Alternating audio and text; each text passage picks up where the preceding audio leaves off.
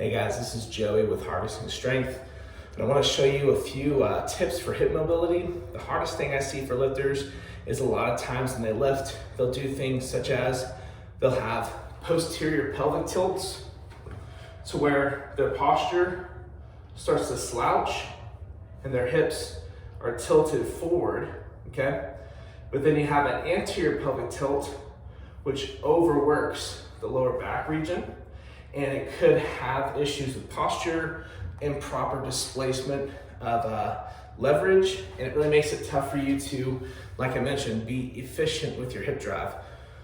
Now, one of the questions you're probably asking is, why the hell am I wearing jeans in a fitness video? And Texas decided overnight to drop about 30 degrees, so, you know, we're not really familiar with cold weather, so just bear with me with cool jean attire.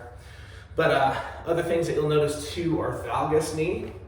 So sometimes lifters will show like an internal shift of the knee, which could have to do with a little bit of a muscular imbalance between adduction and abduction. Adduction means coming together, and then abduction being outward, which would be varus. So a few things that I like to do, okay? First of all, I like to do the kneeling hip stretch. You make it 90 degrees, but then from here, you take an extra step, and I'll show you guys. I had to fix the screen. I had a low battery mode, but you'll take 90, and then take a step forward, and you wanna push to re-achieve 90. And then what I can do is I can turn my body and look away. And the more I do that, the more the hip goes forward, okay? Another one I like to do is the Instep Rotation. We're in push-up position. You can take your foot as close as you can to your hand on the ground. You take your elbow and try to touch. And touch with a rotation. And that rotation can help with the corresponding hip flexor, and the instep can help with the hip strength and the hip stretching on the active leg right here. Okay, so for maybe some of you sumo deadlifters or people who squat wide, you could use this instep rotation to kind of activate, warm up, and get you ready for any kind of hip dominant movement based on modifications such as wide feet. Now from here, let's say that you're having trouble with the valgus or varus knee. You can go into all four. That means push-up position, knees on the ground, 90 degrees, okay?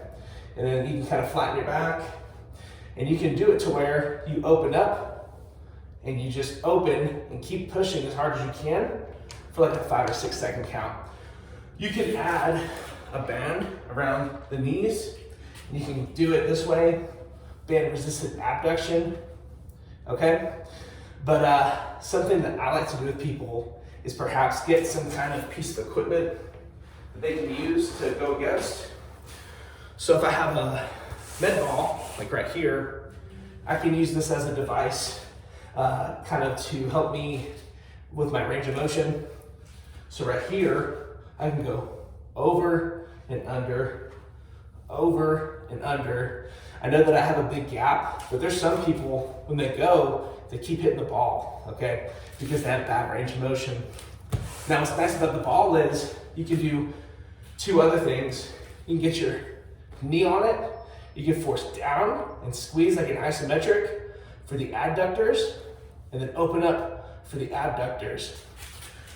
So you can do like a stimulating warm up with the hip extension, the instep, these internal, external rotations of the leg, but then you can come off at the end too with isometric movements or sets and reps. So maybe you go over, you rest it, and you'll go up for 3 seconds, and then push down into the ball for 3 seconds, and keep working it like that. So those are some quick tips that I would recommend you kind of working into. I would never go, in this case, beyond 10 seconds, just to kind of keep it all easy. There's reasons you can do more of something else versus something else, but I would say go for 10-second extensions, go for reps on the instep, and then again, you can go over and under, and then out and push inward.